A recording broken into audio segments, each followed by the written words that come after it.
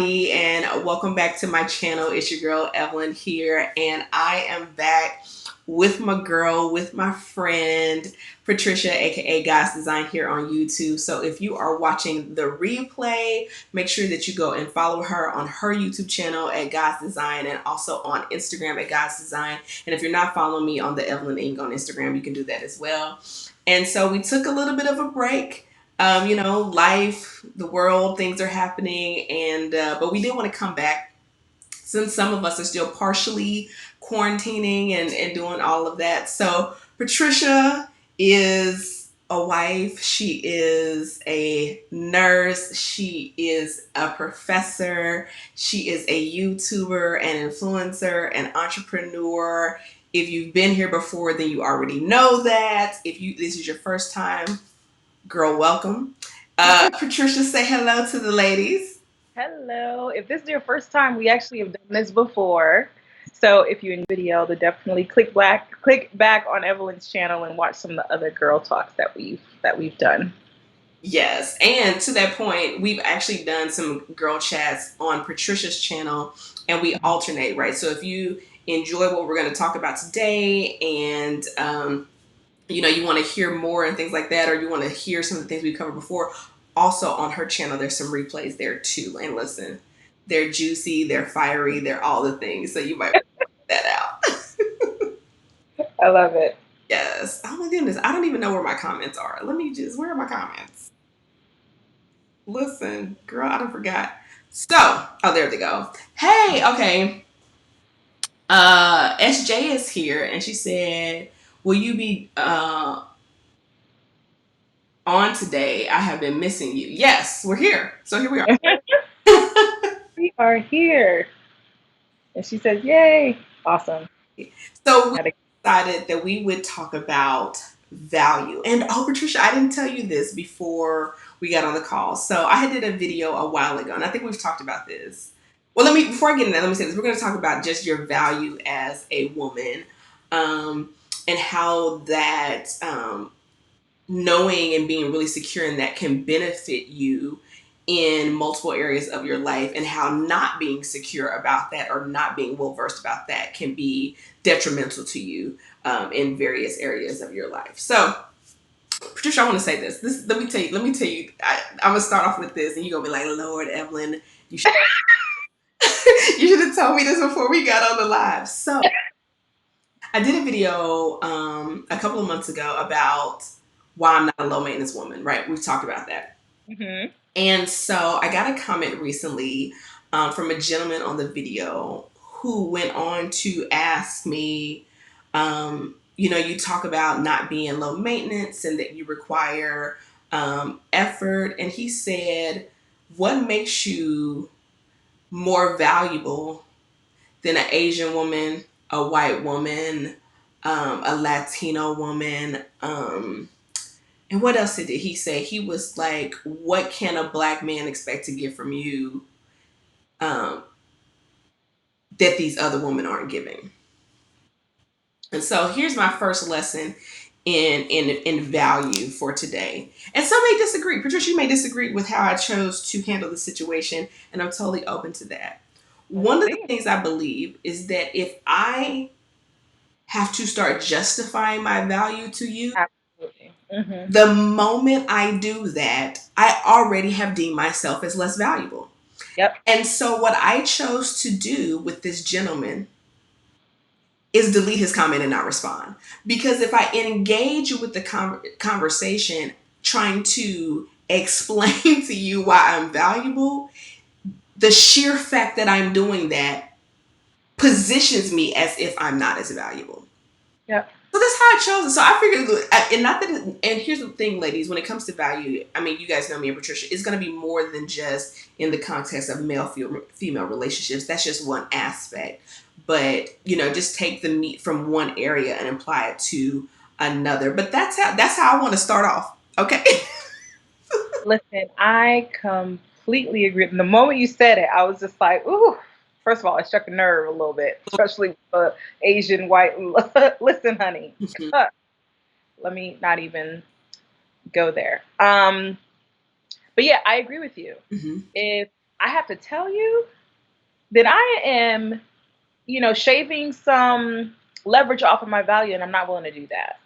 Right. And my value isn't dependent on what you're able to see. If you can't see it, honey, then you just need glasses. And that's just how I see it. And that's just it.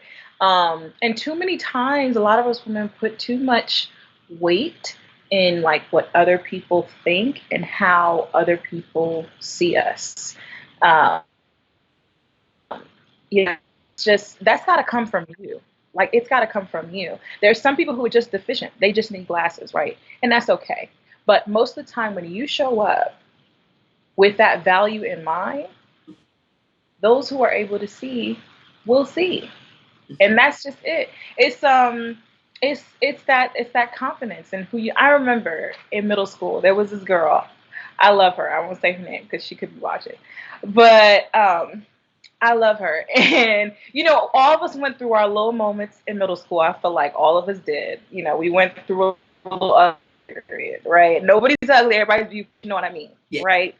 Whether it was your hair, whether it was, your teeth, whether it was the way your mama dressed you, whatever. And this girl, when I tell you, she was pulling them, just pulling all these little boys. And I'm like, why do all these little boys got a crush on her? I don't understand. But you could not tell her nothing. Mm-hmm. She knew who she was. She knew what she brought to the table. She's like everything about me is fire. And she taught me a really big lesson in middle school at a time where I was struggling with my value. I was struggling with my self-esteem. I was struggling with my confidence. And people see that, And so I think that sort of was the beginning of me understanding the power of knowing my value and the power of knowing my worth, because can't nobody tell you different. No. Yeah.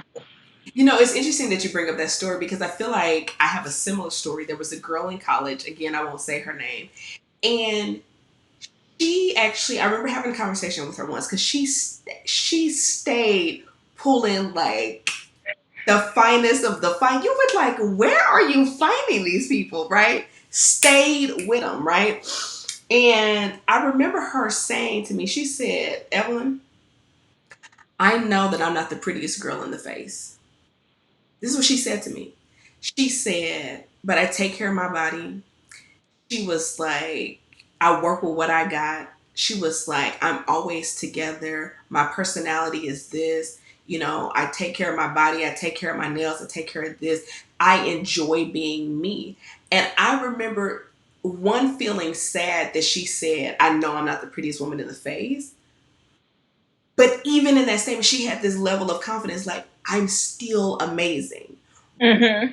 And I'm working with what I got and I enjoy it. And I mean, here's the thing. The girl was so, I almost said her name. The girl was so, not just aesthetically together, but I'm talking about like changing her nail polish every day to match her outfit aesthetically together. Like, Mm-hmm. together, right? Was she the smartest person in the classroom? No, she was kind of like middle, above average of the pack, right? But she just had this calm, not boisterous, not arrogant, not over the top confidence about her that she knew what she brought to the table. And she stayed pulling what some people would have considered the cream of the crop. Mm. Sorry, that was a phone call coming in. That's all right. And so, yeah, I think for me, to your point, I learned that lesson as well. Like, I remember going, wow, like I had never thought about it like that, and I don't even know when the moment came where I kind of clicked over and got really, really clear on my value. I think it was a process. I don't think it was like a one and done moment. Sorry. You need to step out, take a call. I don't know how do you mute this thing on the computer? Oh, That's what you got an Apple computer, right? I do. So go up to the top right where you see the little, where the search function is. Mm-hmm. Hourglass. Right to the right of that is the three little lines with the bullet points, right? Uh-huh. Click that. Mm-hmm. Roll up, and you should see it should say like night shift and do not disturb.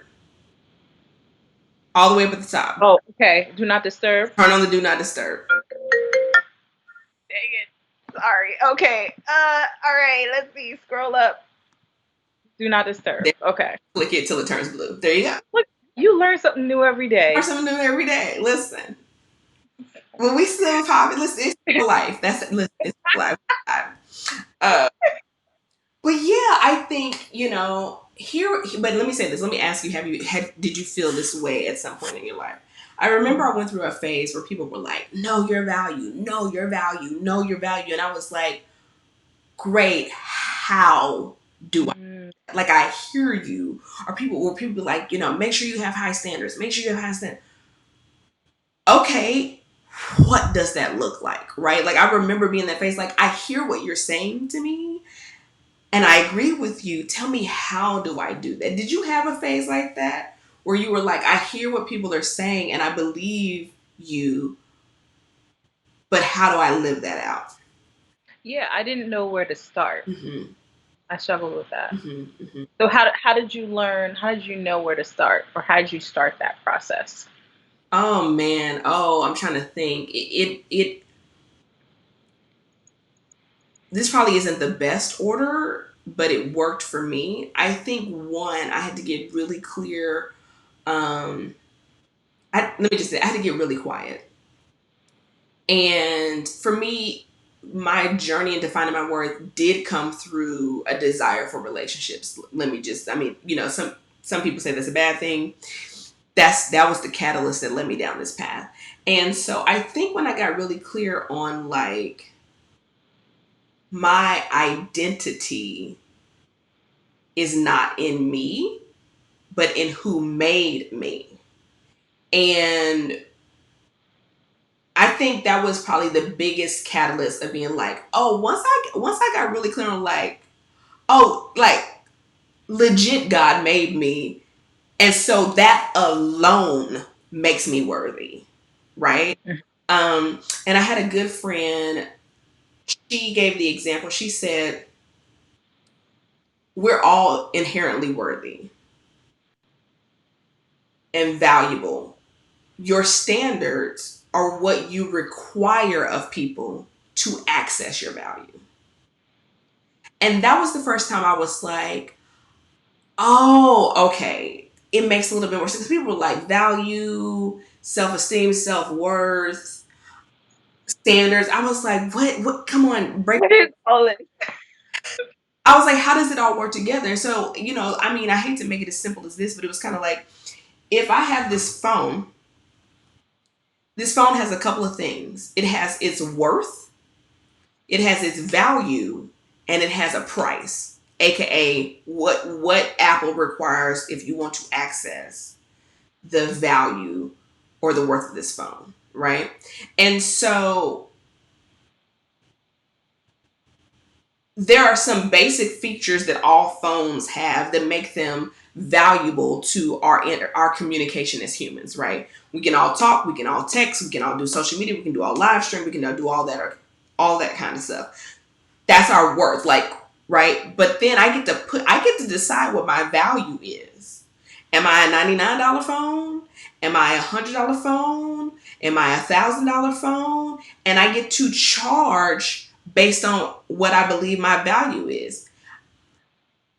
It, it's so cloudy, but I finally got it, and I was like, oh, okay, we are all worthy because we're all God's children. So the worth is there. We're all worthy.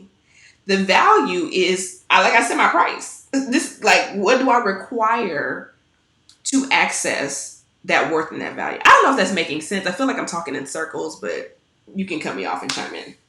No, I get you. I really do. I struggled with like understanding which part that I was deficient in. But what I realized is they're so interconnected. Mm-hmm. Just like you used an example with um, the phone as terms of value and price. Um, Value being like the basic of it all, of which all of it stands. Like you can't have high self esteem if you don't know your value. You know what I mean? They're all interconnected. And I think for me, part of that um, is understanding that I am worthy because I am God's child. Mhm. Um, and I guess through that understanding, I looked at myself in a different way, in a way that was clearer, right? Using the example that I, used earlier, that I had glasses on now. Like I corrected my vision, Mhm. and I was able to see. Okay, so you cute or whatever. Okay, so you educated, whatever. Okay, you are this and that, and I can see myself clearly now. Mhm. Um, Instead of looking through the lens of negativity, negative thoughts, low self-esteem, low self-confidence, and low self-worth. I'm looking to my through different lenses, and then from there my self-esteem automatically rises when I see myself clearly, because when you see yourself clearly, you automatically see the good, because in everyone there is so much good. You don't only see the bad. Mhm. But I must say, negative thought patterns, that's a serious struggle. Mhm. It really is. There are people who look at themselves and only see the bad. Mhm. And there are times, catch me on the wrong day, I can get like that real quick if I don't control the negative thought patterns. And I know for me, when I was sort of going through my self worth journey, if you want to call everything got a journey now. But my journey, incidentally, almost happening simultaneously with my natural hair, and then just all of that sort of happened at the same time. And I think for a lot of us, it did that way. Um, but through that journey, I understood that this process is an active one, right? Especially for me. While some women can wake up and they just know it, right? But for me, it was active one. So, I remember during that period, I woke up in the morning and, during my devotion time, like right at the end before I'm starting my day, I am reciting an affirmation. Mhm. And I had an affirmation for the day, affirmation for the week. And anytime when my thought would go this way, I'd turn it around that way. Yeah. Making sure that I accentuated the things that I liked about myself. Mhm.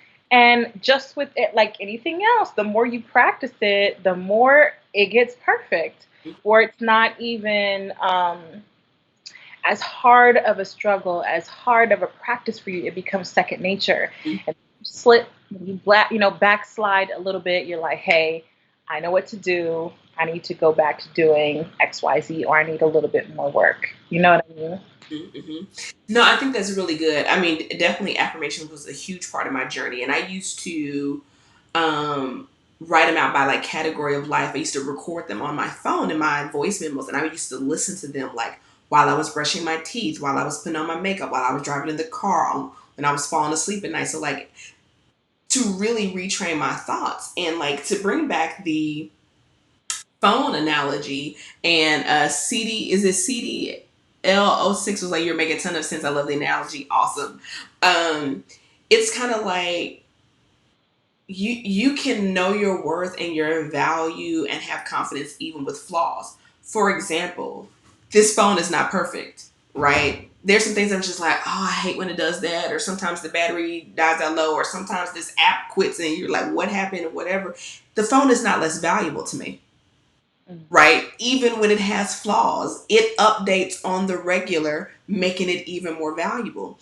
And so I think when I was able to hold the duality of, I know who made me and I know like the good things about me. And I think this is why I love personality tests or like strength assessments, because when you go, "Oh, I am really good at that. Oh, I do have a knack for that. Oh, I do ball out over here," right? And you focus your energy on that versus being like, "Oh, I'm trash over here and I'm weak over here." Not that that doesn't need attention, but you live most of your life focused on, let me enhance the things that are really good about me versus spending all of my time working on the things that are lacking, um, and leaning into that. So it's not that you ignore those things, but I lean into my strengths. I know that I have fantastic discernment. I thank God for that. So I lean into that. The more I lean into it, the stronger it gets, right? From a business standpoint, I took an entrepreneurial profile, found out that I'm a strategist. And I was like, that's so true. I do strategize. Oh my gosh. And once I knew that, and I had language to put with it, that muscle got stronger because I leaned on it more, right? And so, even understanding how I was designed as a woman and femininity, once I got really aware, I leaned into it more and became even more confident with that. So, I think that because there's such intangible things, sometimes it is hard to explain to people, like a step by step process of how to do that. But I think you brought up a valid point, like the identity piece. Like it all stems from the identity, and if your identity is out of tap, like or out of whack, then it's hard to have self esteem, self confidence, high standards. Hold your values, boundaries, holding people accountable.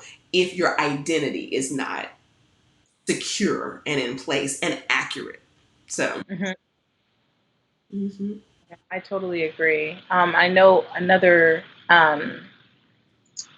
aspect is I always get the question of, how do you build your confidence? How do you build your confidence? And again, just like self esteem, I feel like it's all starts with value, understanding your value. And again, if you understand your value, building your confidence follows, mhm, and confidence to me is very much like a muscle, um, in a different way than self-worth and self-esteem. And the more you challenge yourself and the more you learn about yourself and get to use those strengths, the more you lean into those strengths, I think the more you build confidence. You just do. It's kind of like riding a bike, I believe, in that the more you do it, the more you do the things that you are naturally good at, the more you do the things, or exercise those muscles that are naturally strong, the more you take risks and take chances, the more confident, mhm, you become. mhm, mhm. So I think people think sometimes, again, it's interesting because I know some people may be using those words interchangeably, but confidence to me is the cherry. You know what I mean? On top of that, I guess, pyramid of points. Because while it's important, but it's almost impossible to attain without knowing, your value. Yeah. Yes. You have to know your value. You have to have your identity in check. Um, to even get close to confidence, you can't even hold people accountable or have boundaries and standards without confidence. Because Mhm. confidence says, hey, I know my value and my worth. I'm completely confident in that. This is what it takes to access that. And the boundary is, hey, if you don't want to pay the price, I don't think that's the best phrase, but I think you get what I'm saying. If you don't want to meet the standard, no problem. Somebody will, because this is valuable over here. Yeah. I'm gonna give you a perfect example. I have recently fell in love with luxury beauty.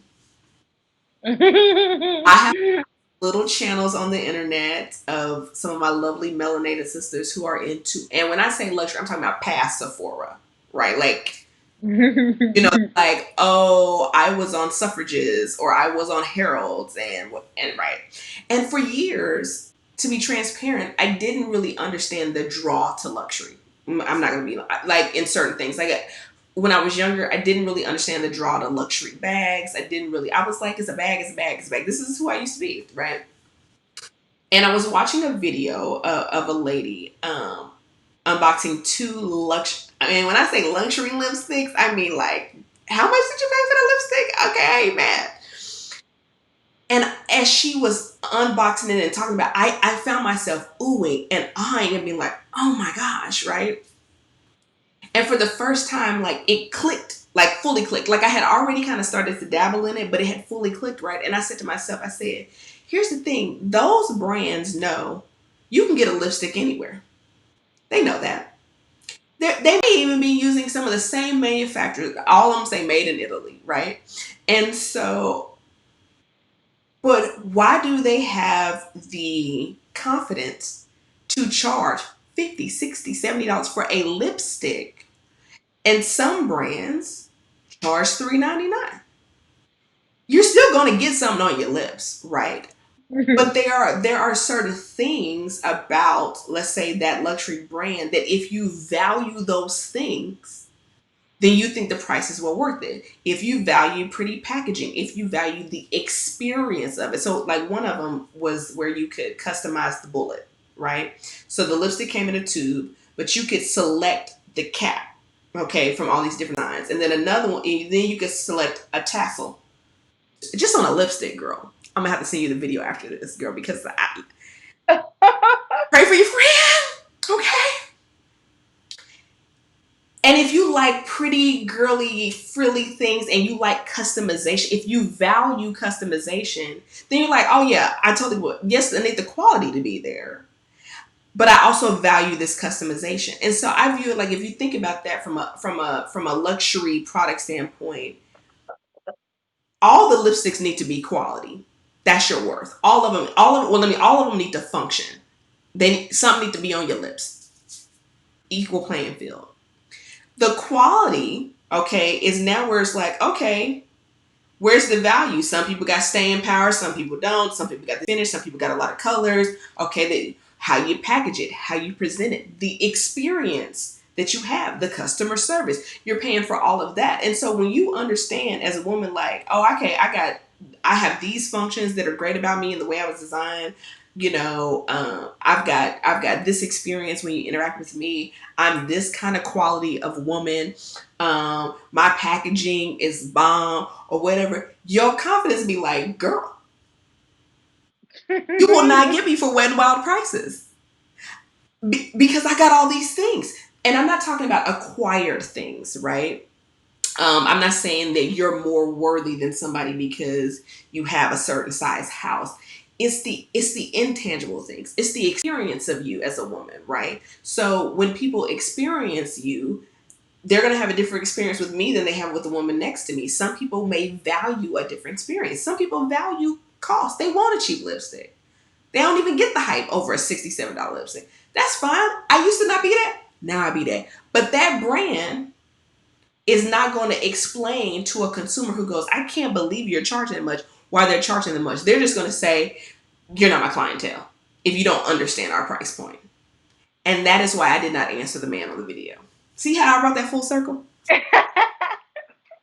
Look, I want to add something to what you said, which is just, so on point. And by the way, guys, we're chatting, but go ahead and drop the questions in the comment section. We'll answer it too. But we're having a good time over here, and add whatever y'all want to add to it. But can I just submit right here that um, the more intentional you are in your life, because I know we both talk about intentionality. The more intentional you are in your life, you are investing in your value. Mm-hmm. Because when you think about, like, when I got, I don't want to say transitioned, maybe I'll use that word, into luxury products and different avenues or different aspects of my life. What I realized was there's an intentionality in luxury that I don't want to say that other products lack or other companies lack, right? There may be a level of it, but they cannot make that same investment in intentionality that some of these larger brands can. Mm-hmm. When you think about some of these artisans for these bags, it's just one person from start to finish that creates this bag. Or even with some of the luxury makeup lines and palettes, how they create a story within their palettes, and with the different textures and the different colors, challenges the consumer to sort of push the envelope and creates a new experience with each collection. of course, the quality is there, but quality isn't the only aspect where you literally, like you said, create an experience because of what you were intentionally doing. And that's why I think as women, we focus so much on looks, Mhm. but our femininity is so much more powerful than that. What is what is people how do people experience you? Excuse me. Hmm. When they meet your energy, how do people experience you? How do you excite all the senses? Um, Go ahead. Go ahead. um, how do you how do you touch all this? How do people experience that? What do you bring to the room? What do you bring to a relationship? People should leave you and think, man, I can't wait till I'm in the room with her again. Mm-hmm. You know, man, woman, boy, girl, old person, young person should feel the same way. Like there is just something different, about her. Like a short, I remember this is, and I don't say this to puff myself up, but I have, well, I don't want to talk about the connection, but someone in my life where I had just one encounter with her. I mean, just a young girl. I mean, just in the quickest encounter. And I remember months later, I was talking to her mom, and her mom was just like, she can't stop talking about you. Like, just with that one conversation, she just can't stop talking about you. And then from that moment, I was just like, hey, is it okay if I, take her out, hang out? But this is right before COVID hit. But I was like, is it okay if I spend time with her? But people should feel that way about no matter who it is. Like, hey, I just can't wait to experience her. I have this one coworker who's just like, and as chatty as I am, right now, I'm not as chatty at work. But she always says, I just like when you're in the room. I just like to see your smile. Like literally, I just like to see your smile. So what are people's experience of you? It's not just the look. Kind of like your friend. You gotta rock everything. Everything you got. Every aspect you got. People will remember how put together you are. Mm-hmm. People remember how nice you smell. People remember the tone of your voice. People will remember how you speak. People will remember how you made them feel. Mm-hmm. You know what I mean? And so, looks are important. Don't get me wrong. People are very, I don't want to say shallow, Visual. but you're visual. That's a good word. I like that. Mm-hmm. Visual. But understand that there are other senses that you could play around with and work all of them. Okay. Let me tell you. Let me tell you. Let me tell you. Let me tell you. I mean, because I'm listening to you and I'm hyped now. I'm hyped. Hey, pretty girls. Hey, girl. How you doing? All right, listen. Let me tell you. I had a friend in college, and college for me was a long time ago. And I remember that people would say about my friend randomly when she wasn't around. Man, you know who always smell good? Such as Mm, they said it all the time, right? My mom, who is in her 60s, tells me the story about that there was a guy in college who was like, well, you always have your nails done. Wasn't trying to holler. This is back in the 70s, okay? He from a distance was like, man, you always got your nails done, right?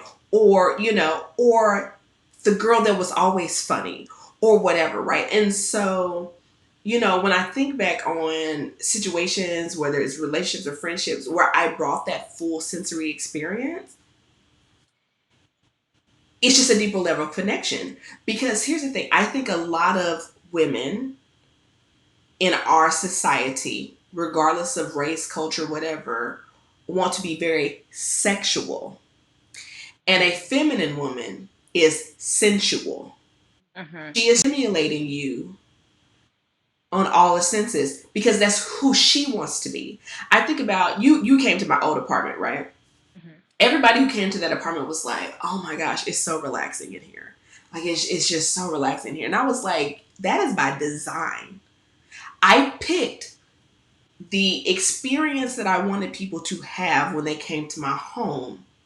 And then I fostered that environment with decor, with smell, with lighting, with fabric, with music, with the food I had on hand, with inviting people over. Some people may want people to come over to their home and feel joyful. So their home's going to look different than my home. I wanted my home to feel relaxing. Some people want their home to feel cozy and casual. They want you to feel at home. That's going to look different. So I don't even think that it has to be a one size fits all, right? Like femininity is not a one size fits all box. It's a blueprint though. Like you get to pick what you want people to experience from you as a woman, right? In those categories. But girl be firing on all cylinders. You know what I'm saying? And do it because you want to experience that about yourself. First and foremost, I designed that apartment that way because I wanted to feel relaxed. Hmm. So, girl, let me. How do I block somebody again?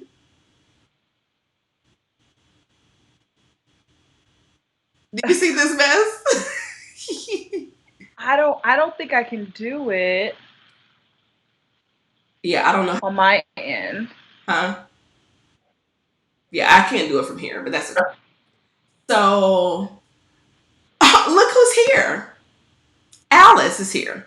Hi, Alice. Alice says, I can be my own biggest critic. How do you combat feelings of inadequacy? Hmm. Um, do you want to go first? I I know her a lot better than I do. but I don't need to know her to answer the Yeah. question. Kind of like I was speaking about earlier with it being an intentional process. Mhm. You can't be lazy with it, especially if you lean this way, and I believe that there are just people, men and women, that struggle with seeing themselves clearly, and that struggle with criticizing Mhm. themselves, overly criticizing themselves. There's some people who are not as they're very forgiving of themselves when they probably should be just a little bit more critical. But there are people who take that to the max. Mhm. And that has to be an active process. And you understanding, there has to be some self awareness, understanding those issues that are a problem for you. Whether it's, I don't know, your skin tone, your hair, your body, whatever it is, understanding it and then affirming yourself in that same area on a daily basis. And no thoughts get a pass. Like no thoughts get a pass. You can't, you can't be active in repairing how you see yourself and then letting little things go as passing thoughts. And you have to be active, but no, because what's reality is I am worthy, or the reality is I am beautiful, or the reality is my hair is beautiful. Like whatever that is, no thoughts get a pass. It has to be an active process that you catch yourself in the moment. And like I mentioned earlier, that muscle becomes stronger. And the more you practice it, the less you'll have to check yourself. And then also, this could be dangerous. And if you disagree with me, everyone, whatever. But having an accountability partner in this area, I think is important. Because sometimes you're in here and you so close, you can't see the whole picture. And sometimes you need somebody that's, has a better, clearer picture of everything. You know what I mean? So run this thought by them, like especially if it's like how you performed, in a certain area. I have a friend recently that was speaking at a conference and everything, like a virtual conference. And I already know how she is. So I was just like, girl, that was amazing. You just like, we could talk that out, and then I'm gonna check where you're doing the most. Mhm. You know what I mean? But allowing people to come in to check those thoughts, Mhm. who can be honest with you, because you don't want people lying to you, like, oh, you didn't make. Meanwhile, you bombed, right? But can also lift you up in the areas and kind of check you, like, okay, you're doing too much. Like you looked amazing, or you spoke so well, or you spoke so clearly, or it was just really well received, and just be really like, you know, clear about that. I know for my friend, um, there was some technical difficulties in the beginning, and I already knew the moment it was happening that all of a sudden it was going to be like the whole thing was bad. You know what I mean? But it wasn't. She did an amazing job, and the glitch only lasted 5 seconds. And truth be told, happens all the time. Happens all the time. You know what I mean? So that's what I would say. So yeah, I would agree with all of that, and if I could, I would like to add to a couple of things to that. So I will start with the accountability partner. I think having the accountability partner, that you have to be very particular about who you choose. You want to pick somebody who's healthy in that area. You don't want to have an accountability partner who also overly criticizes themselves, because they'll be like, yeah, girl, you right, you should. So like you don't want that, and so you want somebody who is strong in an area where you need support. And so, but I think it's important so you can be, I have one of my business besties, and she'll send me a video, and she's like, I just want to film it all over. And I'm like, first of all, the lighting was bomb. The sound was amazing. The content was great. You looked fantastic. Girl, put it up and go. And even if it's not this standard of it's 110% perfect, girl, you at the 99.9 percentile. And so Mm-hmm. that brings me to my second point, which is, if this is the spectrum of what we think is perfect, a lot of times we think we're all the way over here and we're like right here, right? Mm-hmm. And having to adjust and go, I, whether it's you think you're a beginner or you think something is not tightened up or whatever the case may be, sometimes our assessment of where we are in a Yeah. certain journey or an area is so thrown off, right? Mm-hmm. And I had a coach one time who basically told me, like, you need to create your own commercial for yourself, right? In whatever area you're lacking. And then and really walk through, like, well, I've done this, or I've been this, or I've accomplished this, or I felt this, or I've conquered and said this. And really, you have to remind yourself, whether you need to write it down, whether you need to record it in that area, to be like, actually, no, I'm pretty bomb over here. You know what I'm saying? But like you say, you're in it, and sometimes you can't see the full spectrum. You can't see how much progress you made. It's kind of like weight loss. Mm-hmm. If you're working out, eating right, and working out, eating right, working out, and you're just like, oh, you know what, I'm not losing no weight or whatever. And then somebody that haven't seen you in 6 months is like, girl, what are you doing? And you're like, am I? Because I can't feel it. And so I think to have that outside perspective, not to necessarily need the validation, but to have it as a calibration more so than a validation is important. And I think the other thing is where did we learn the lesson that we have to be perfect? Because like when did we start learning that? Because when we start to criticize ourselves, usually it's about a lack of perfection. Not a lack of valiant effort, not a lack of giving it your all, not a lack of doing your best, not a lack of you had great intentions. We throw all of that out the door, right? And just go, but was it perfect? A, no such thing. B, who told us that it was unsafe to be flawed? Because I think once we realize that I can be flawed and still be accepted, flawed and still be loved, flawed and still be amazing, flawed and still be effective, flawed and still be included. I think once we gather that, Mm-hmm. we'll give ourselves a little bit more grace, right? And I think that's what I was talking about before, is like, in an area where you find yourself wanting to critique yourself, are you ignoring your strengths in that area and like zeroing in on your areas of opportunity, right? It's like the 80/20 rule. Are you 80% amazing and you spend all of your energy focused on the 20%? Or Mm-hmm. do you lean into the 80% of yourself and go, I mean, yeah, I can work on this and I'm gonna get to it, or it's whatever. But listen, while I'm still working on it, Mm-hmm. it's still amazing. Take it back to the phone. The phone is always improving. They release that thing with errors all the time, knowingly. And they're like, we still gonna charge you what we gonna charge you, because it's still amazing, even with the bugs, even with the fixes, even with the upgrades. Even if the camera quality ain't that great, it's gonna be great next time, right? So anyway, I don't know if you have anything to say to that, Alice. I hope that we went on a rant, but I hope that answers your question. Yeah, Lacey, I hope that answers your question. But one thing I have to add that I can speak to for Alice and I is, when you were talking about, I know we got questions to get to, but when you were talking about where did it come from, I think some of us just have that lean anyway, um, this desire to be perfect. Mhm.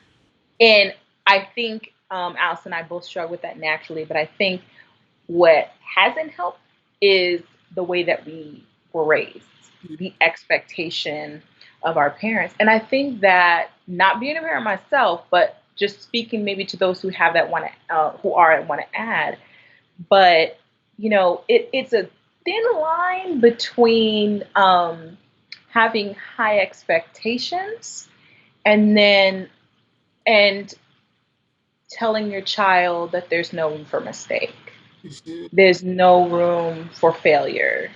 There's no room for flaws. No room You for know, humanity, basically. no room for humanity. And so, I don't know, like, you want to set a standard, you want to set an expectation, because I've also seen, people grow up in homes where there was no standard, there was no expectation. And so they didn't they didn't try, essentially.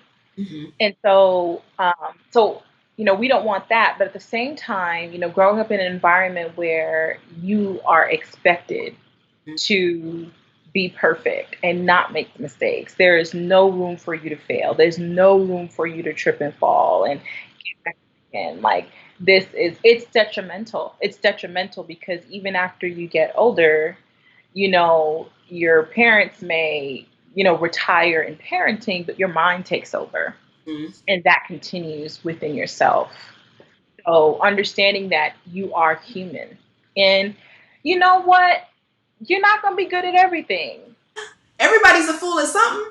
Everything, like, you just not certain things you're just not going to be interested in, like, and I hate that, sometimes they're like, oh, if I'm not interested in economics, that means I'm dumb. No, it just means that you're not interested in finance and economics, like that's just what that means. Like, oh, I'm not good at math, or um or I don't like to read.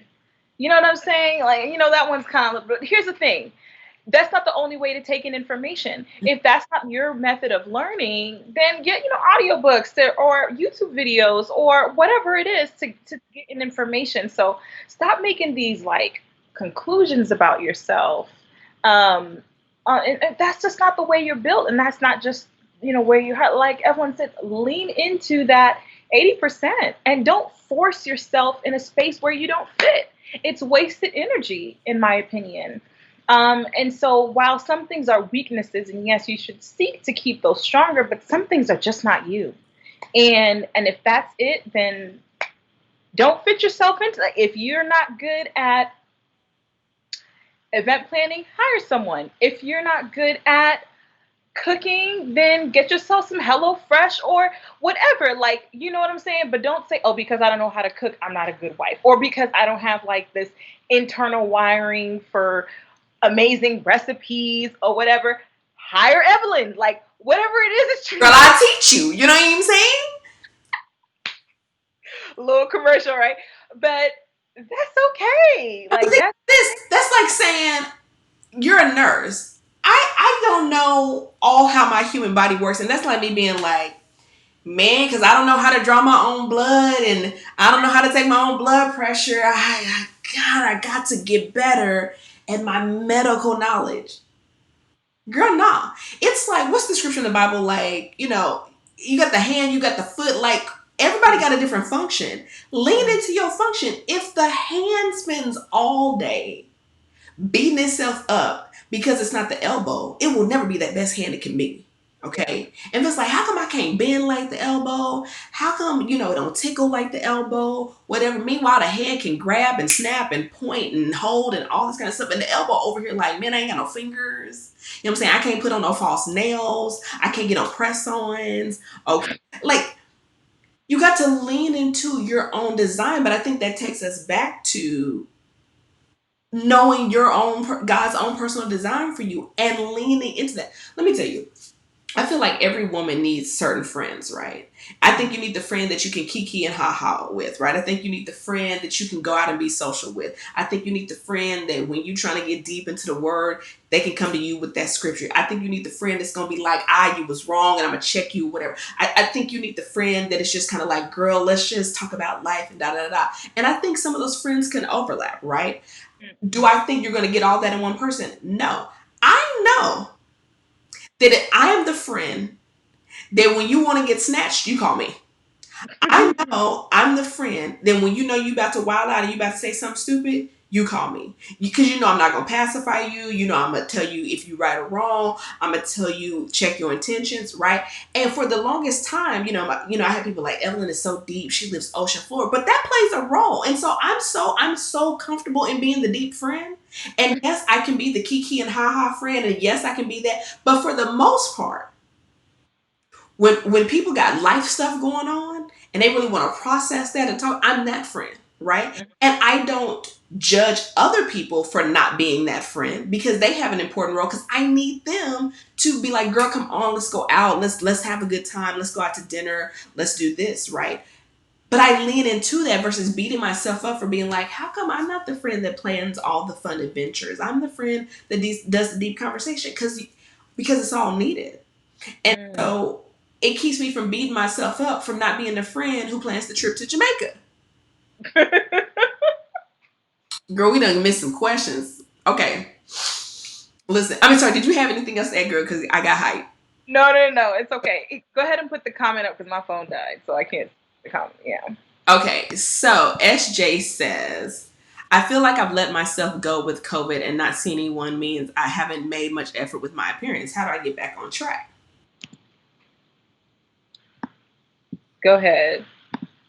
So here's the thing. I mean, I think this is. I don't want to trivialize this at all. I think it's really simple. Just do if you want to do it, then do it. For me, I've been at home. I've still been quarantining, and then a couple of days, I was going weeks with like no makeup, hair was in twists, just looking a hot mess. And then one day, I was like, it switched from I putting on makeup because people are going to see me to I enjoy me when I look like this, right? And so then, even if I was at home, when I got a shower, let me do a little something, whatever. And I didn't make myself right or wrong for wherever I landed that day, right? So if you're like, you know what, I haven't put much effort in my appearance, and you want to do that for you as a woman, girl, I don't care if you at home watching Netflix. If you want to have on a full face with lashes, do it and enjoy yourself. If you're like, I want to look as ugly as possible today and want to have on holy pajamas, girl, do your thing. You know what I'm saying? So I think it's really just a decision about how do you want to feel. And here's the thing, if you like, this is what I want to say this about makeup, because Patricia and we are makeup enthusiasts. If you like getting dolled up, you don't have to justify it by having a reason to get dolled up, which is what I used to do. If you like the artistry, the fun, the experience of putting on makeup, then you don't have to say, well, since I don't have anywhere to go or whatever. If you like that, that's okay that you like that. You know what I mean? So that's kind of where I'm at. It's like if you want to do it, you want to get back on track, just start stepping yourself back into that and then asking yourself, do you enjoy it? Now, if you don't enjoy it, then you don't enjoy it, and that's fine too. That's what I got, Patricia. How about you? What I can say is, I relate Mhm. as a girl who enjoys all the visuals, whether it be the makeup, the outfit. Like, seriously, not being able to put an outfit together has been killing me. Like, it's like t-shirt, shorts, t-shirt, yoga pants, leggings, t-shirt, tank top. Like, I'm just like, I can't. And I know if this is something like Evelyn said that you actually want to do, because while some women at this point are just like, I'm just enjoying relaxing. I am enjoying the fact that I don't have to care right now. Yeah.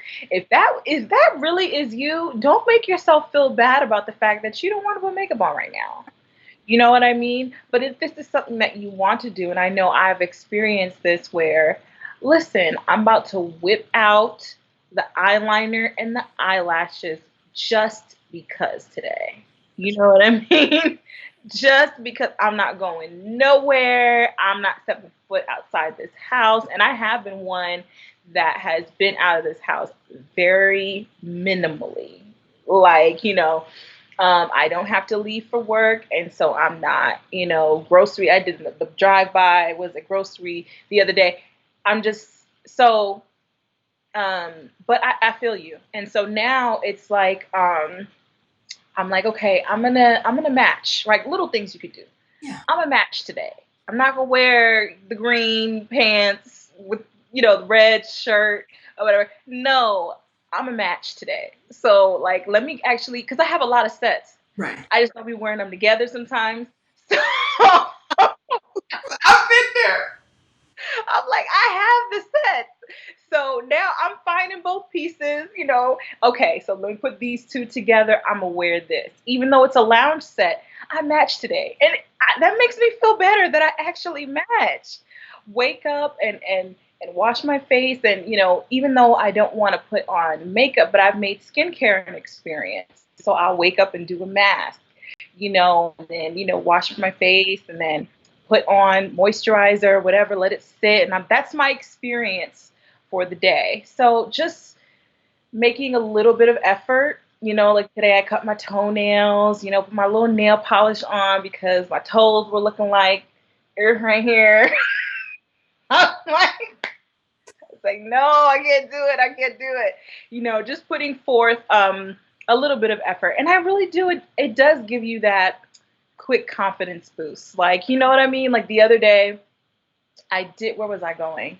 I was going to the post office to drop off an order. And, I did a little something, something that day, not much. Cause the mask takes off the makeup anyway. So it's just like, whatever.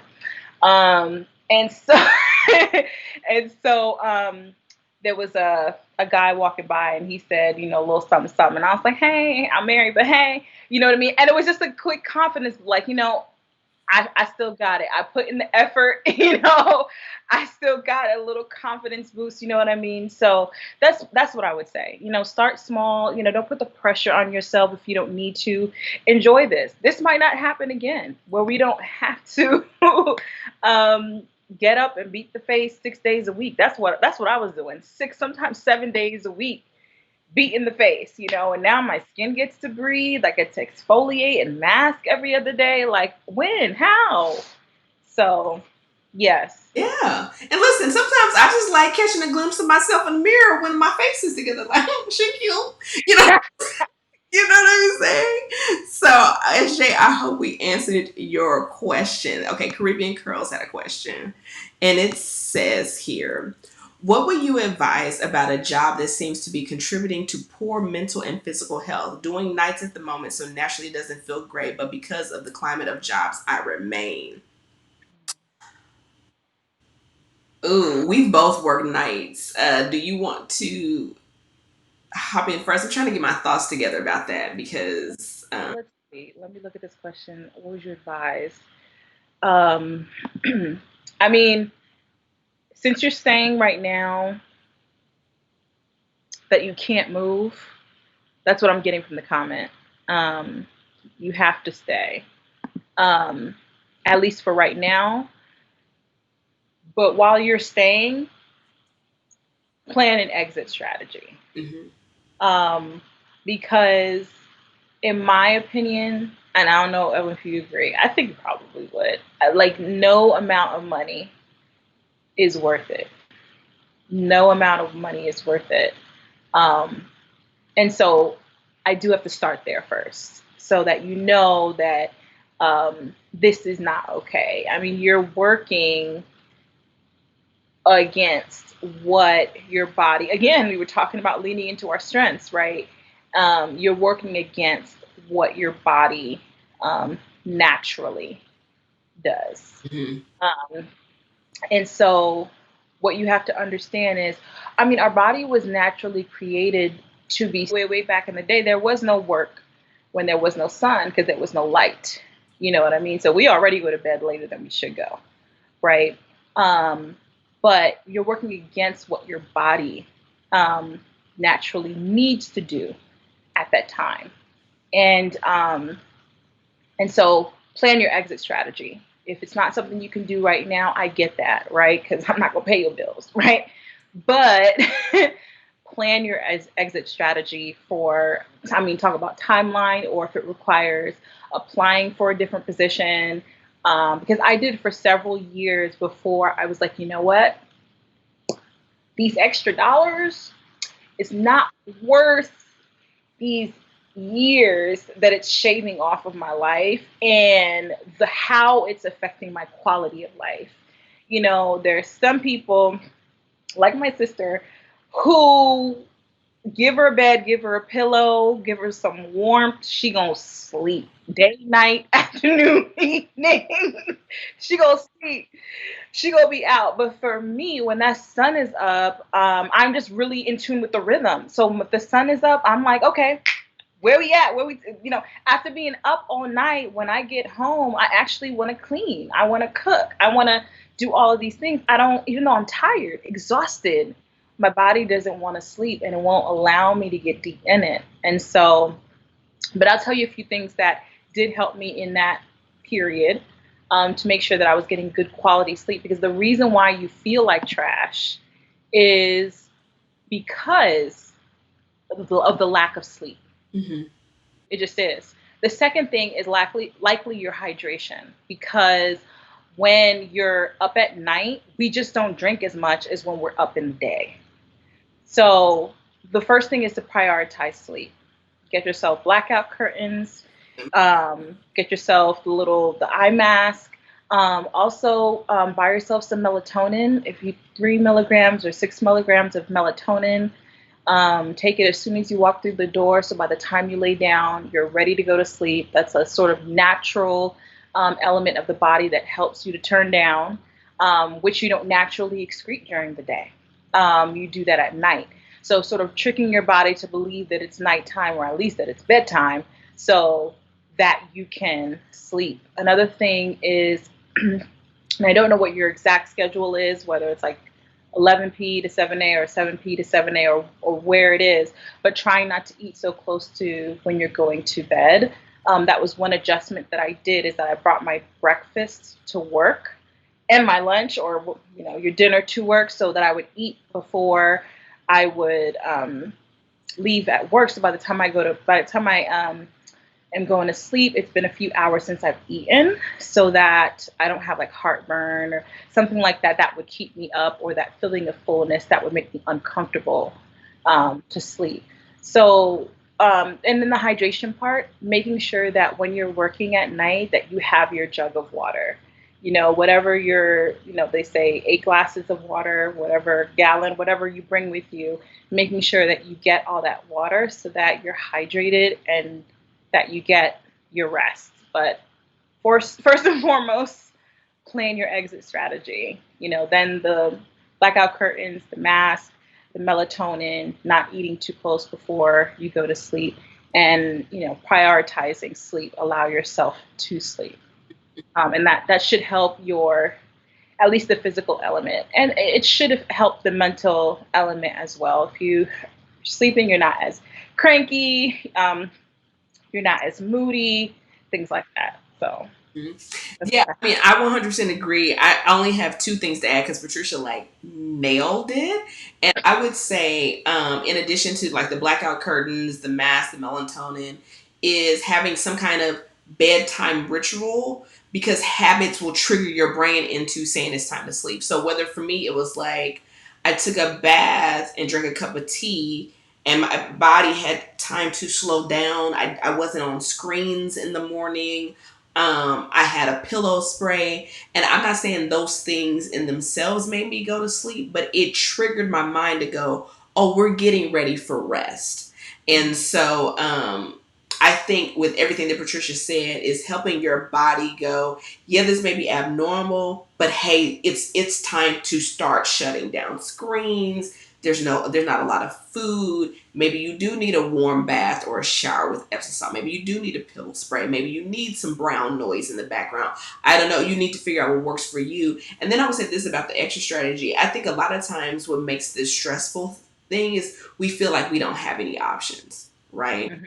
And so I 100% agree with the exit strategy. And because I think when you know that there's an option coming, you can kind of grin and bear it a little bit longer. And I will Mhm. say this: I don't know what industry you're in, anything like that. I'm not trying to necessarily give you career advice, but people are still hiring people right now, right? So sometimes we create the illusion that we're stuck, and that makes us feel very stressful when we always have options. Now, we may not like the options, but we always have options. And so sometimes just allowing yourself to go, I could be looking for another job right now if I want to eat, like I could do an exit strategy, or somewhere, somebody might be hiring in my field. And that is an option. Now, it could be more pay, less pay, different hours, same hours. I don't know. But I think this illusion that we're stuck in phases of our life is that contributes to the stress. And we always have options to make a change. So I hope that's helpful. Um, Okay. Alice said, "You guys did. Thank you. Listen, we so long winded. I'm like, oh yeah, we did answer her question." um, Michael says, "Hello from England."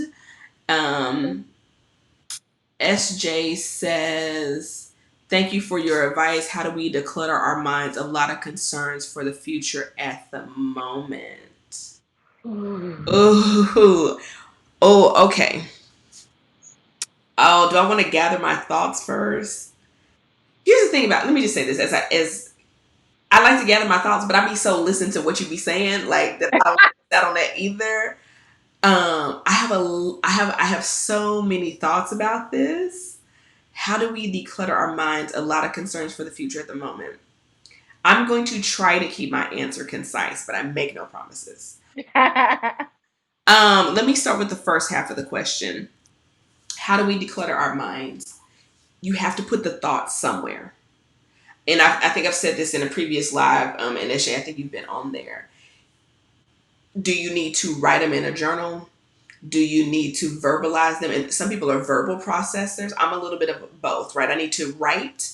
I need to talk it out. Sometimes I'm talking it out to myself, right? That I have to just to get the thoughts out. I don't have to solve whatever's going on in the moment, but I got to get it out of my head to acknowledge it, right? So to declutter it, I know that my thoughts need a home. Even if they don't have a solution, they need a home. Some people do videos, some people do to themselves. You need a place for your thoughts to go. Um, because I think once you have a place for your thoughts to go, then you can start to organize your thoughts. It's kind of like cleaning out a closet. You know, what's the lady Marie Kondo? She talks about like you can't pull out it in pieces. You need to pull everything out of the Mhm. closet first, clean up the closet, and then start to add things back in and put them in their proper place. So I think when it comes to decluttering the mind, I think the first thing is okay, I need my thoughts somewhere to go. And then it's like, okay, which ones are the ones that are really like concerning me? Um, and then for me, don't know if you're a person of faith, I pray about it. So my concerns for the future, I'm not saying that I never have concerns for the future. That would be false for me to say that. However, I also know that I'm not doing it by myself and that all of it's not on me, right? So my faith is like when I don't know what to do because of my personal faith beliefs, I'm like, oh, but girl, God does. Okay, let me just go talk to God about it. Let me get some direction. When I don't know, let me tell you, and it again, this is leaning into a strength. I know that sometimes when I can't figure something out, I will journal about it and go, I'll have an answer in the morning. I will journal about it or I'll pray about it. I'm gonna have an answer in the morning. And sure enough, Right. And because I let it go. Hey, listen, you know everything, God. I know a little something. I don't know nearly what you know. I know you know the end from the beginning and the beginning from the end. And you like, and so because I know that, and I really believe for me that God has my best interest at heart, I have a level of peace about the future, even if it's like, yo, the world is blowing up around me. That's a little concerning. Let me lean into this space where I know that I'm going to be protected, provided for, cared for, guided, and even if I make a mistake, corrected. So for me, um, part A, decluttering your mind, your thoughts have to have somewhere to go, right? And sift through those. And then the second part is the concerns about the future. If you feel like all of your future is 100% dependent upon you, it will be stressful a lot. So, Patricia. Um, I agree with that. I think right now, and Evelyn and I, we were talking about this in our pre turn up. Is that what we call it? Our call before the call. um, and that is right now is a really weird time. Um, there's just so much going on right now. Um, I mean, literally, I know there's a lot happening right now, but we're still in the middle of a pandemic. Hey, let's not forget. And and also a revolution Mm, in many ways. Um, and that people are dying, I mean, left and right. It's just a really weird time right now. And I think that if you are scattered, the first thing I would suggest, and I was just suggesting this because I had to do it, and that is unplug. mm, Just take a moment to unplug. I had to step away as much as some of these issues are very dear to me. Um, Unplug mm. for just a moment. I did for a whole week. Just because I mean, I was in there deep between the news and social media, and honestly, it's not like me at all. Like on a normal day, um, but I just was in there deep, my emotions, and being an empath, I'm carrying it with me like all day. It just became heavy. Mm, I had to unplug. mm, I had to take a moment and collect myself. And then to what Evelyn was talking about is I would ask the question, and we talked about this this week in my life group. What is your spiritual practice?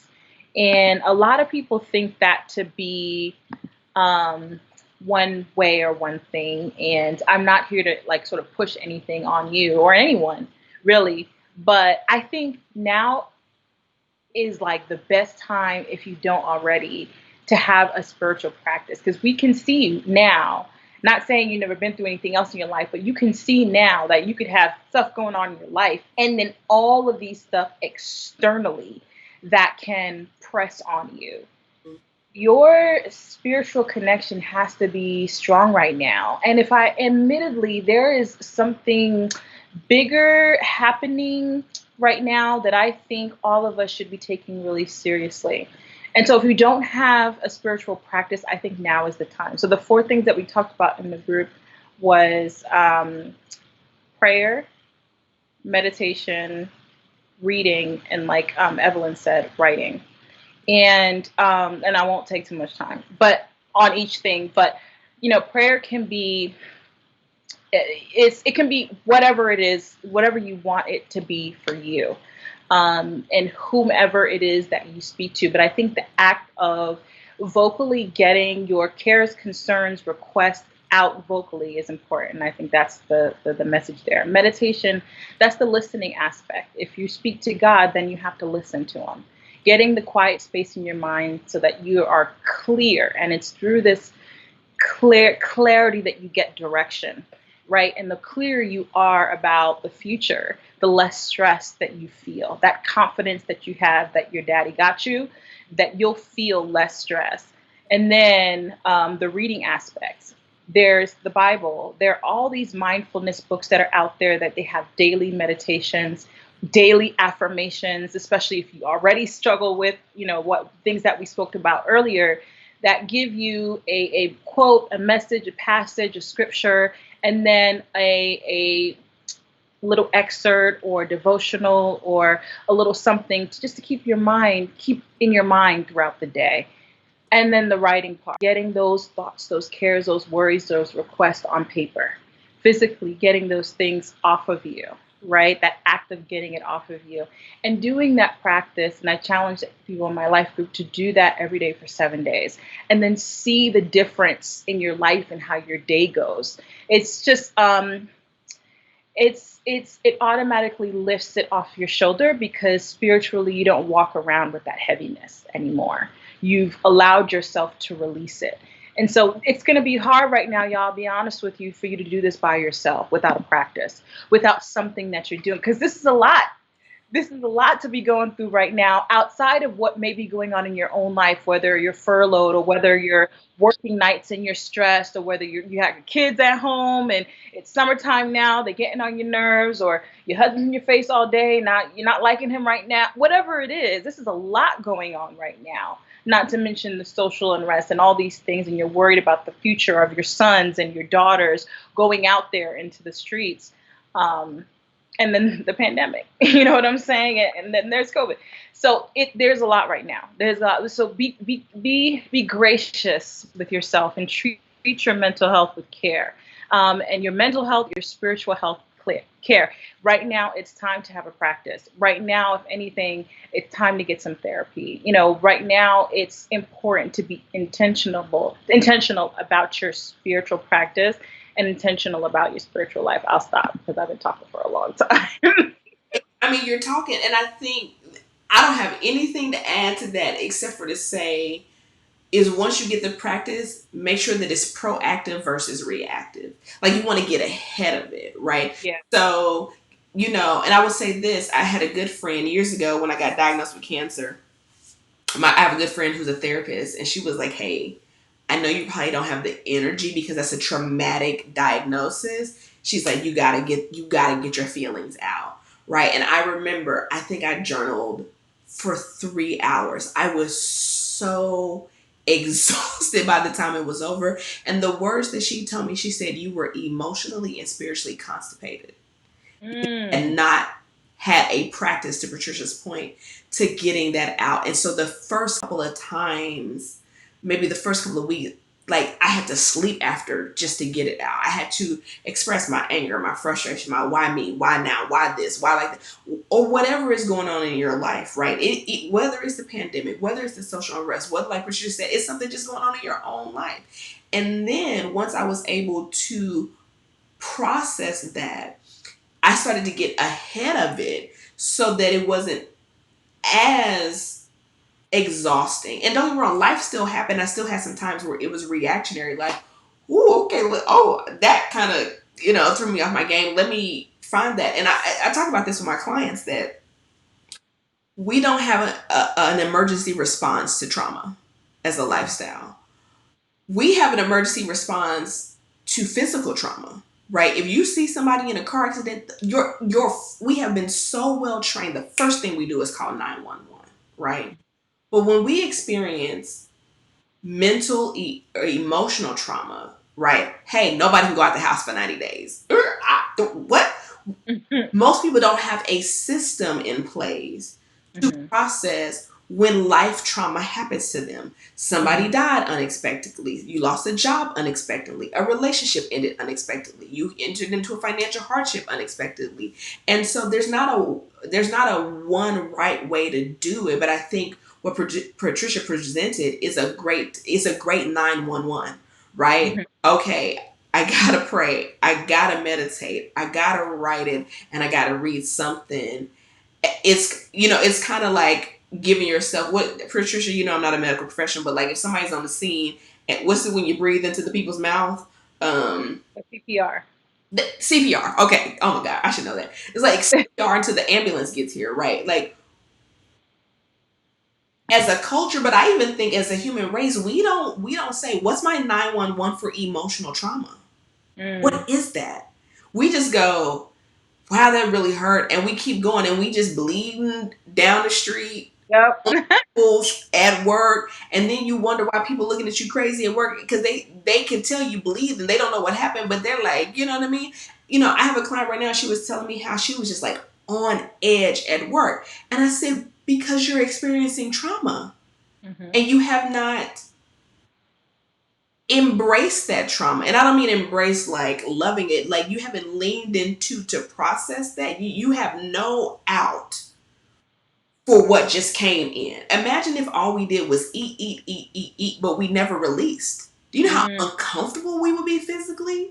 And Mm. so it's the same thing when trauma comes in, we have to have already set up a system to process it out. It doesn't mean that it's not going to hurt. It doesn't mean that there may not be damage, right? And we get help with that. That therapy, just like if you get hit in a car accident and you break a leg in the accident, right?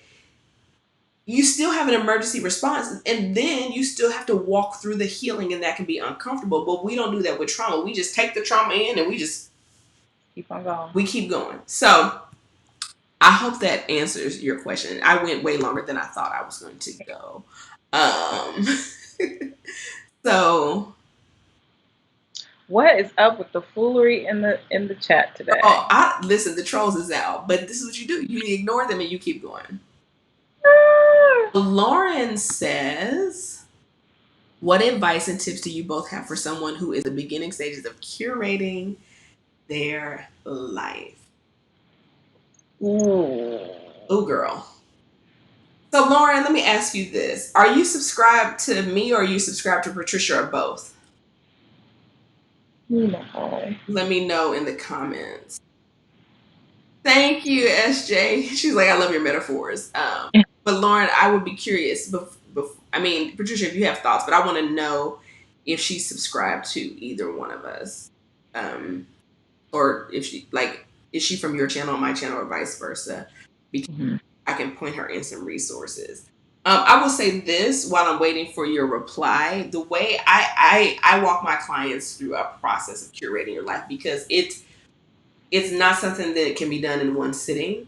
Um, I believe there's like several focus areas of in life, and you have to decide who you want to be in those areas, what you want, why it's important, when do you want to do it, and how is that going to happen.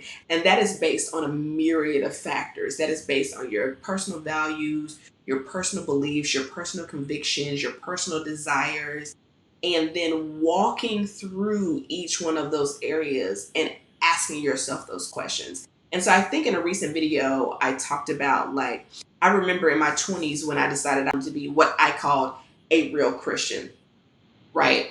Probably wasn't the best language, but I remember being in a social circle where I felt like people were, um, faking it till they making it. And I saw people who I felt like who had a genuine relationship with God, who, to the previous question, they weren't, when the world was going crazy, they were staying on the platform. They weren't getting on the roller coaster with the world, right?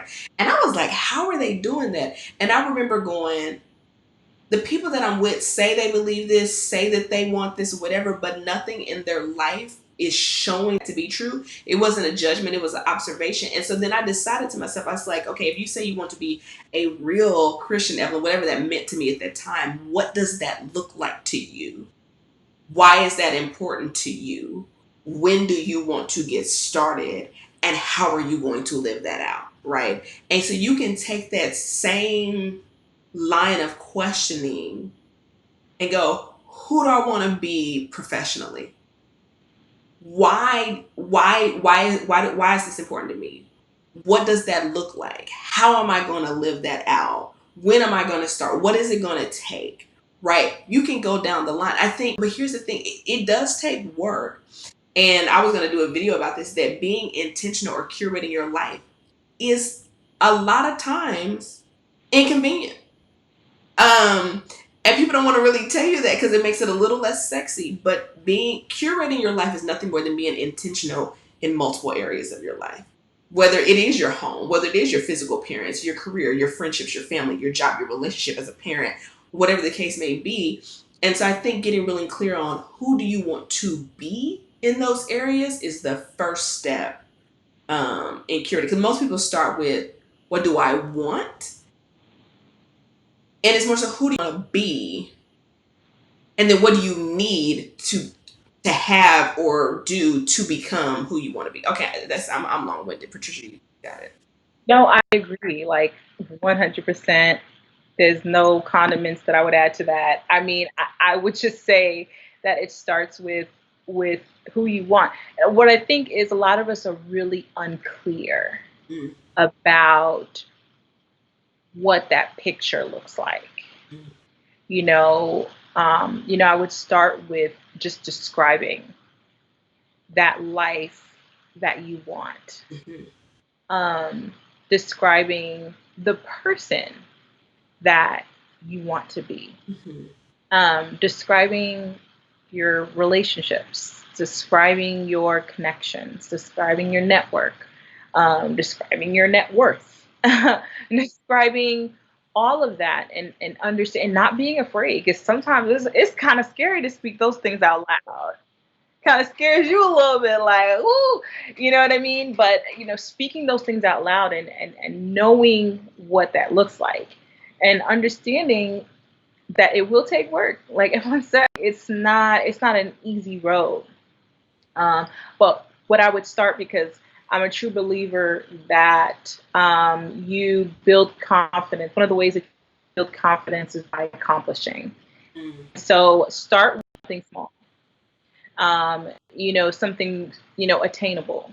A certain area of your life where you may not need as much work to get to where you need to be, and start there and nail that, and that'll give you the confidence to keep chipping away at the other areas of your life where you may need a little bit more work. But now that you have some confidence, you build some momentum so that you can touch those other areas as well.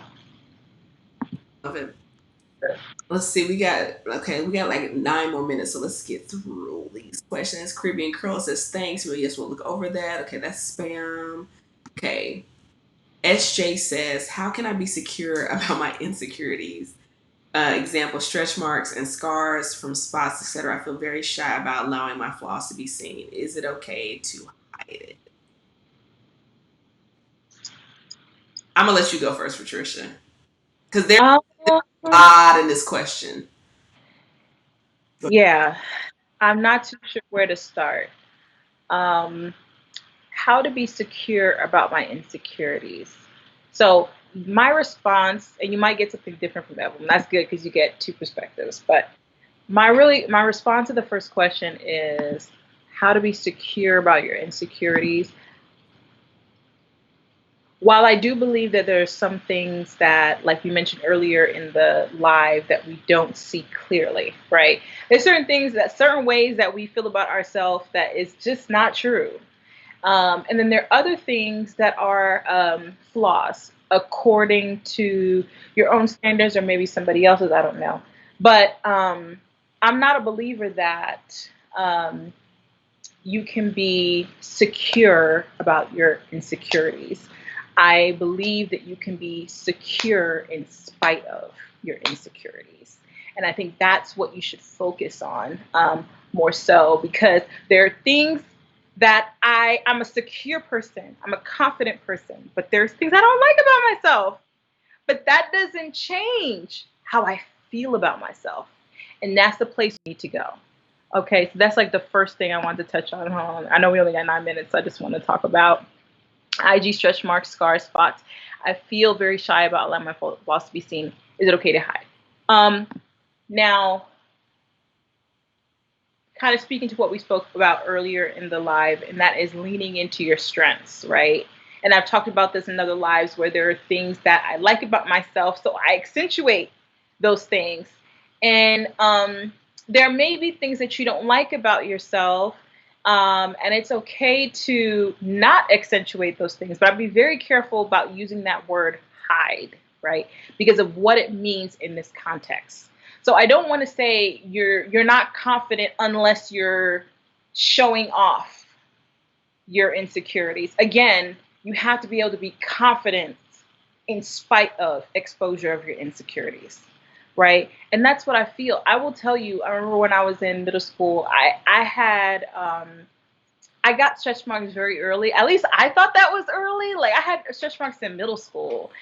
And I had and it's funny because even anyway, I had stretch marks. And when I tell you I did everything to hide my stretch marks. Like I would like make sure that I was either layered up or had the right sort of undergarments so just in case something slid down just a little bit, you still wouldn't see nothing.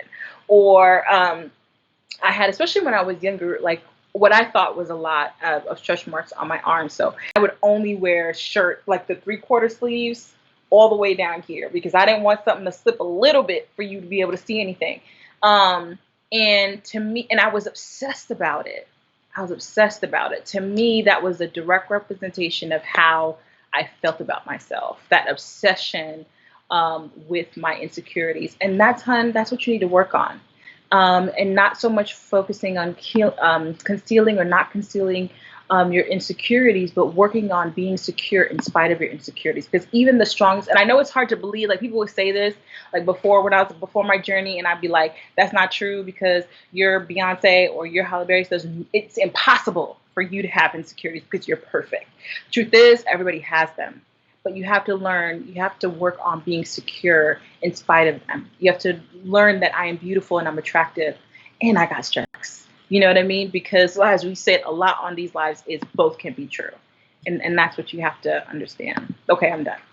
No, listen. I mean, the only thing I can add is just my story. I have strawberry legs, right? Like you know how people talk about strawberry legs. Me too. I mean, and I got them bad. And here's the thing: I have them like from the top of my thigh to my ankle, and Me all down the too. top of my arm, right? Yes. And I remember the first time that I realized, oh, everybody doesn't have this. And some of mine are raised, right? So I don't have the smoothest skin on my thighs, right? Hmm. And I remember thinking, women are supposed to have soft skin. My strawberry skin on my upper arm and on my upper thigh to this day are raised. And Hmm. so I went through life like obsessed about not wearing sleeveless things, not wearing anything that showed my thighs. And it was so consuming. And I think the moment that I realized that is the definition of devour, Mm. that my life was being stolen from me, my experience was being stolen from me because I was so concerned about this one little thing that I don't even think people was checking too hard for me on that. I still had boyfriends. I still had people that think like, girl, you know what I'm saying, you cute, right? Like, and and sometimes I couldn't even receive that because I was so focused on this and realized ain't nobody even really checking that hard. And if you look at that hard, then you deserve to see. Mm. And so I think it like Patricia said, it's not about is it right or wrong to conceal it or expose it. It's about leaning into, and I know we sound like a broken record, but girl, listen, I'm trying to tell you from years of experience. It's about leaning into the things about yourself that you enjoy, right? That you like, and reveling and playing in that. I think on one of the live streams, somebody asked us like, what was one of our favorite features about ourselves, like intangible, intangibly, and I think I was like, girl, my skin, right? But for 20 years, I was and when I say teased, I'm talking about mother had to move me school districts about being a dark skinned woman, right? So sometimes things will transform in an area that you were super secure about may eventually be the area where you like, listen, this is bomb about me, or it may just be like and you know what I mean? And it's easier said than done, but it's really leaning into those things. And I'm hesitant to say this, but there's a little bit of acceptance there where I'm like, I got stress marks. Okay. Yeah. I don't make it good or bad. It just is information. I Hmm. gray skin. I don't make it good or bad. It's just a fact, right? Um, I don't look at another woman and go, she's more attractive because she doesn't have strawberry legs. And it's just information to me at this point, right? And I think also, and this goes back to what Alice was talking about earlier, I think this desire to live a insecurity less existence is like reaching for a fantasy. Yeah.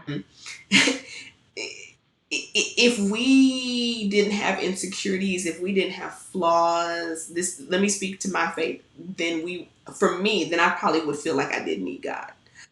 Because I would feel like I was perfect, and without needing support or encouragement or having I would, you know what I mean? And but then that thing can be taken away from me. So um and I would just ask yourself, what's the fear behind the insecurity?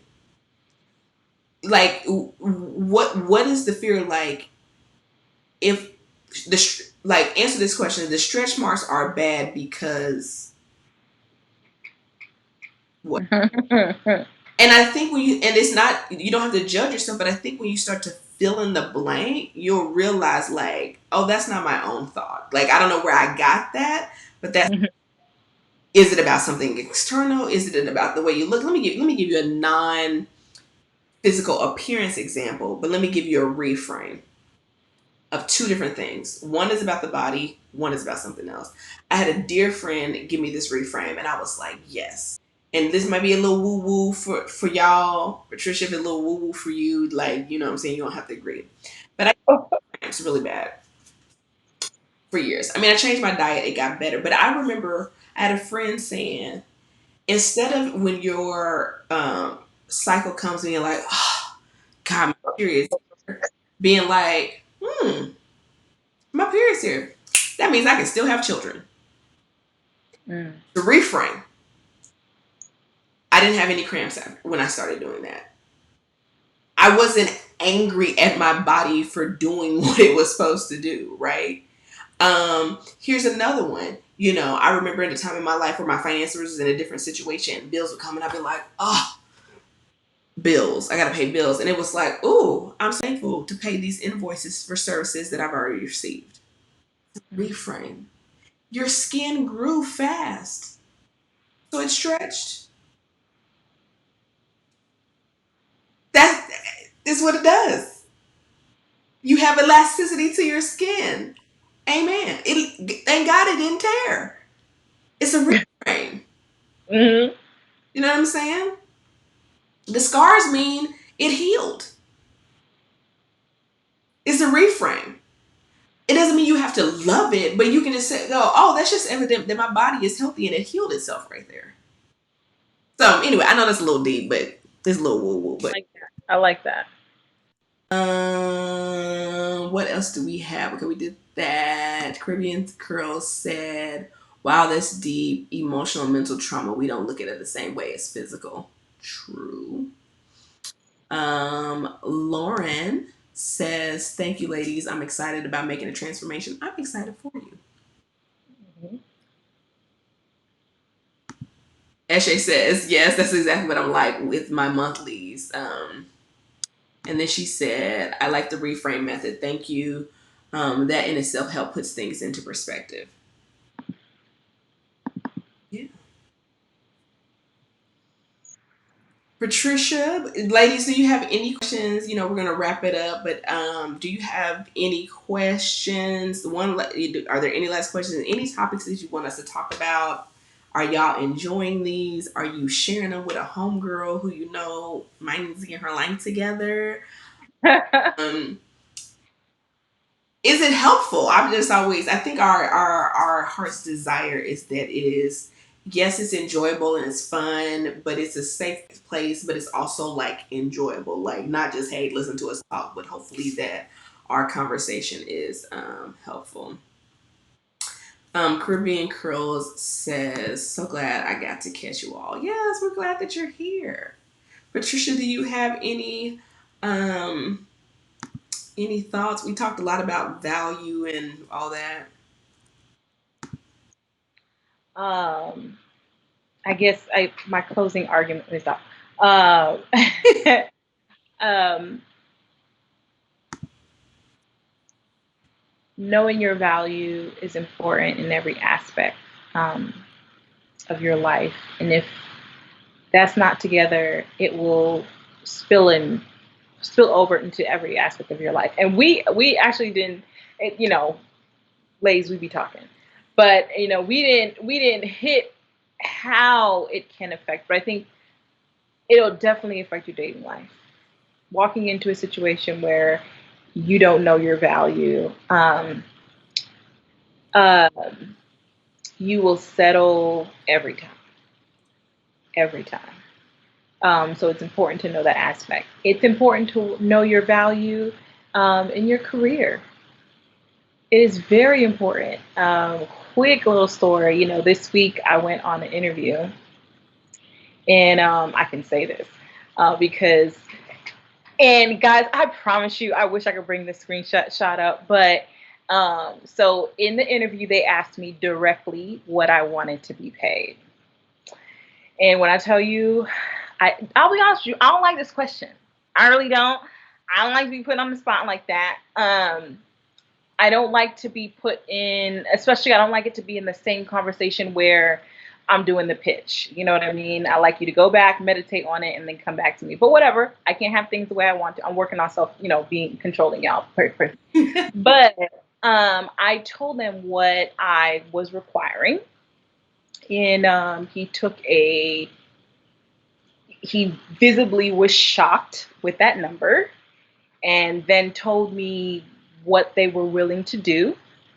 Um, I did agree that I would meet somewhere in the middle, but I would not go where they were willing to pay.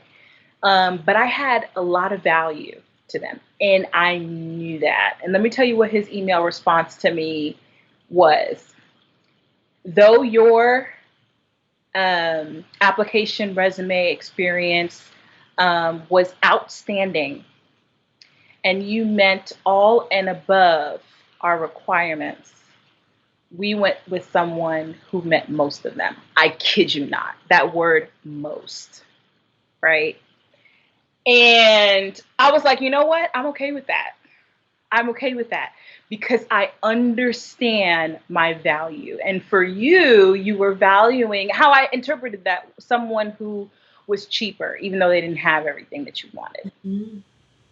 And me, I'm okay with walking away from a situation like that because I want someone who values what I have and is willing to pay the price, Mm-hmm. right? Who's willing to make the investment into me. And that's the type of people that you want to link up with, work with, clients, you know, that you want, that you understand. Um, and so knowing your value will affect all aspects of your life. And I want you guys, not just your romantic relationships, but even your friendships.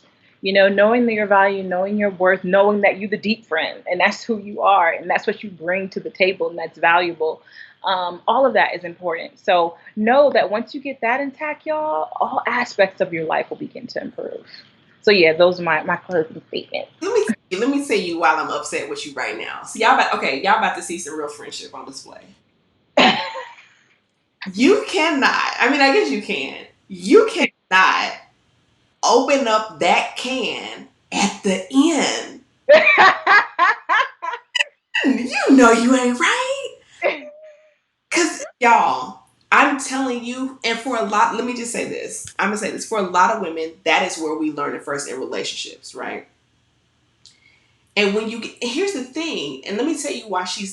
Let me give you another angle on why she's not upset and can do this.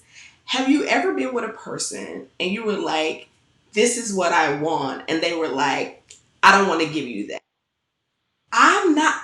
That doesn't make me mad. Matter of fact, I respect you Yeah. for saying, "I know that's what you want. I either can't or am not willing to give you that," versus lying to me and Yeah. saying, "I'm a try, I want to, or I am," knowing that you cannot or are unwilling to, right?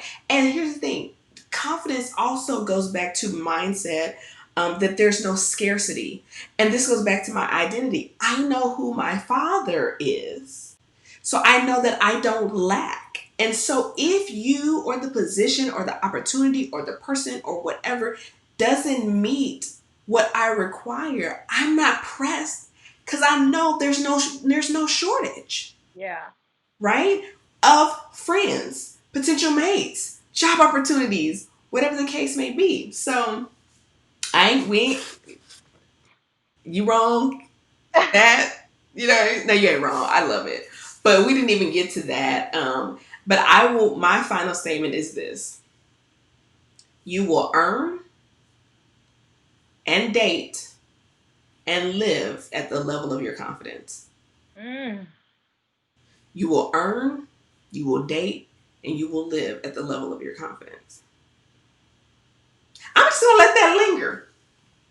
And that be that. You know what I'm saying? So SJ says, yes, definitely revisiting next week, please. Patricia, you got to remember since you brought it up. Look, we can. I think. Wait. I think next week we do we go to my channel next week? I believe so. Okay. So next week we can continue this value conversation in terms of dating. If you guys follow my channel, then you know that I have a whole series on singleness. So I don't mind this being the topic, singleness being the sort of overhead that we walk in, through um, next week. Because it's a good one to talk about. Value, because honestly, you could do a whole video on value in dating, and what that looks like by itself. Because this is what I want women to know. I'm not married, but what I do know is I think some men think that men wanted, I don't want to say easy, that like they want to aspire. You're Mount Everest, Yeah. right? You're Mount Everest. They want to be like, yo, I climb Mount Everest, but if I roll out an elevator for you to get to the top, not that I'm trying to be difficult, but it's just nobody wants the cheap thing. Now, some people are not willing to pay the price. This goes back to my luxury thing, and then we're gonna be done. I know I said we're gonna be done, but see, you don't open up a can of worms. It goes back to the thing. Everybody likes luxury. Let's be clear. Everybody likes luxury. Some people are just not willing to pay the price for luxury, right? So if I brought out here an Hermes bag or a Birkin bag, and you like the style of the bag, you're going to desire it. Are you going to be willing to pay what it costs to acquire the bag? Is it I'm going to work all these hours so I can pay for this $3,000, $10,000 bag? Or it's like, I like it, but I'm not really willing to do the work. Here's the thing: neither one of those are wrong. You just have to be honest with yourself. And so it's the same thing in relationships. Let me tell you, me and Patricia were talking about this. I had a guy in college who was like, listen, Evelyn, I like you a lot, but I'm 20. Okay, we was in college, right? He was like, I know if I get with you right now, it's gonna be a wrap. And I'm not ready for that. You know what he was telling me? I like that $3,000 bag, but I ain't really willing to pay $3,000 right now, so I'm gonna decline. That doesn't make the bag any less valuable. It just means you're not willing to pay the price tag. Mm. You got one more thing you want to say since I went off subject? Girl, yes, yes, yes. We have to we gonna touch on this next week because it definitely needs, and I think we need to understand the difference between knowing your worth, setting standards, playing hard to get.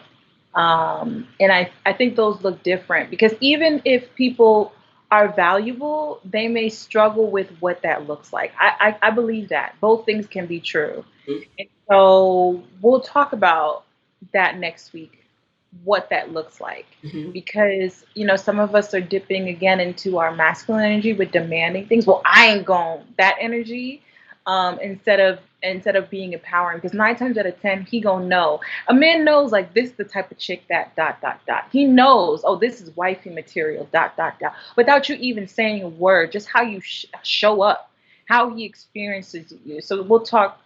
We'll talk. There's so much thing I want to. Like walking into a store. You walk into a store and you already know, like, Oh, does everything in here have a comma? Or in here have a .99? You don't even have to look at the tag, right? It's the same experience. I know it's probably not the best example, but it's the same experience. Like, you know, when you walk into the store, if everything in there gonna have a comma in that price tag, Right. just because of the way the store presented itself. Here we go. Where the store is located, huh? Oh, we're gonna talk about it, right? Where it's not located, Mhm. okay? Some brands ain't gonna be in certain neighborhoods. Mhm. They not gonna be at certain locations, and they're more than willing to sell you the bag if you're willing to pay for. Anyway, okay. All right. So this has been fun. Yes, it has. A whole hour and 50 minutes. 50, almost 2 hours. Yes, ma'am. And God bless those of y'all who be watching the full replay because I don't know how y'all do it. I mean, we be long winded. But this was good. And so, yes, y'all, next week we're on Patricia's channel. Make sure you are subscribed to her. Make sure you turn on your notifications. Because, listen, it be around the same time, but we don't really make no promises. You know what I'm saying? So, get the notifications. Follow us on Instagram. Patricia is way better at reminding you that we about to go live than I am. It's one of those things. But do I press myself about it? No, I lean into the fact that I'm gonna show up. Okay. Trish, anything else? That's it, you all. I mean, this has been wonderful as usual. I love these. I really, really do. I enjoy these. I enjoy the conversation and things like that. So thanks for showing up and giving us your questions and interacting. We like that. You guys are free and able and feel free to do that. So yeah. Awesome. Well, all right, ladies, we will see you next week. Peace.